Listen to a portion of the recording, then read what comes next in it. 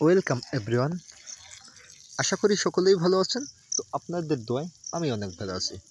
তো আজকে আপনাদের প্লাস্টারের কিছু নিউ টেকনিক এই ভিডিওর মাধ্যমে আপনাদের শেখাবো। তো ভিডিওটাকে স্কিপ করবেন না। স্কিপ করলে কিন্তু যে এই ভিডিওর মাধ্যমে যে কথাগুলো আপনাদের বলবো সেই কথাগুলো কিন্তু আপনারা বুঝতে পারবেন না এবং জানতে পারবেন না।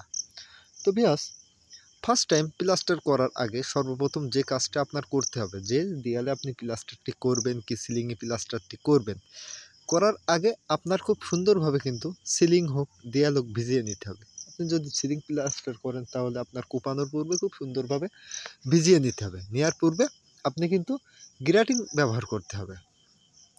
আপনার যদি আপনি সিলিং প্লাস্টার করেন তাহলে আপনার সুন্দরভাবে ঝাঁটাই করে গ্রাটিংটি দিয়ে নিতে হবে। আর যদি আপনি মনে করেন যে না আমি অল প্লাস্টার করব, তাহলে অবশ্যই আপনার সিমেন্ট গুলাটা কিন্তু ব্যবহার করতে হবে। সিমেন্ট গুলাটি ব্যবহার করলে কী হবে, যে আপনার প্লাস্টারটি অনেক টেকসই হবে। কিছু কিছু সময় দেখা যায় যে আপনারা কিন্তু দেয়াল প্লাস্টারের সময় যে দেয়াল ভিজে গেছে আপনারা সিমেন্ট গুলাটা ব্যবহার করেন না, যে বালি টানবে কম, এই জন্য আপনারা দেয়ালে সিমেন্টটা ব্যবহার করেন না। তো এই ভুলটা কিন্তু করা যাবে না। এই ভুলটা করলে আপনার বাড়িরই কিন্তু ভুল হবে। তো সেই ক্ষেত্রে অবশ্যই আপনার একটা জিনিস মাথায় রাখতে হবে, যে একটু সময় গেলেও যে আপনার দেয়ালে কিন্তু সিমেন্টগুলোটা ব্যবহার করতে হবে। এই যে একটা টপিক দিলাম। দ্বিতীয় টপিকটা হচ্ছে, যদি দেখেন যে আপনার দেয়ালটা খুব সুন্দরভাবে ভিজেছে, তো অবশ্যই সেই ক্ষেত্রে আপনার যে কাজটি করতে হবে সেই কাজটি হলো যে আপনি যে বালিটা ধরাবেন সেই বালিটা যেন দোরেশি কায়দায় হয়। দোরেশি কায়দায় কী হলে, যে বালিটা যদি একটু দোরেশি কায়দা হয় তাহলে ওই বালিটাতে আপনার কিন্তু ভুরো বালি খাবে না। আর ভুরো বালি যত আপনি কম দেবেন আপনার বাড়িটি তত সুন্দর এবং মজবুত হবে।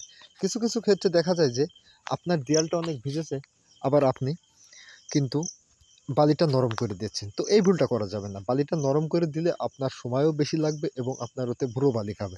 তো সেই ক্ষেত্রে দেখা যায় যে ভুরো বালি দিলে প্লাস্টারটা কিছুদিন পরে খসে যাওয়ার সম্ভাবনা থাকে এবং খসে যাবে। এটা আপনি শিওর হতে পারেন যে আপনার প্লাস্টারটি খসবেই। তো এই হলো দ্বিতীয় টপিক। তৃতীয় টপিকটা হচ্ছে যে আপনি বালিটা যখন ধরাবেন, বালিটা ধরানোর পরে আপনি সুন্দরভাবে কিন্তু কোন দিক দিয়ে সমান করে টানতে হবে। যদি কোনো জায়গায় সিট থেকে থাকে তো অবশ্যই সেই সিটগুলো বুঝিয়ে দিতে হবে। বুঝিয়ে দেওয়ার পূর্বে যে আপনি যখন পাটাটা মারবেন তো অবশ্যই আপনার পায়া, যদি একটা দেয়াল আপনি দুই পাশে পায়া করে নিয়ে যদি আপনি পাটাটা মারেন, পাটাটা মেরে আপনার এই যে দেখেন যে পাটাটা মারা হচ্ছে, পাটাটা মারার পূর্বে ওই দেখেন কিছু কিছু জায়গায় কিন্তু সিট বেরিয়েছে। তো এই সিটগুলো আপনার সুন্দরভাবে ধরিয়ে নিতে হবে। ধরিয়ে নেওয়ার পূর্বে আবার আপনার পাটা মারতে হবে। পাটা মারার পরে আপনি এবার উষোটা ব্যবহার করেন। কিছু কিছু ক্ষেত্রে দেখা যায় যে আপনি উষোটা কিন্তু ব্যবহার করেন। ব্যবহার করার পূর্বে যে দেখেন যে আমার কিন্তু দেয়াল সমান হয়ে গেছে। তো সমান হয়ে গেলেও কিন্তু ওই বালিটার ভিতরে হাওয়া থাকে। তো ওই হাওয়াটা বের করতে গেলে কী হবে, যে আপনার দেয়ালটা যখন আপনি ফোম মারবেন তার আগে থেকে আপনি আরেকটা বার আপনার উষো মারতে হবে। উষো যদি আপনি আরেকটা বার মারেন তাহলে আপনার ওই হাওয়াটা আর থাকবে না। আপনার প্লাস্টারটি অনেক টেকসই হবে। তো এইভাবে যদি আপনি কাজটির প্রসেসিং করেন তাহলে আপনার কাজটি অনেক সুন্দর এবং মজবুত হবে।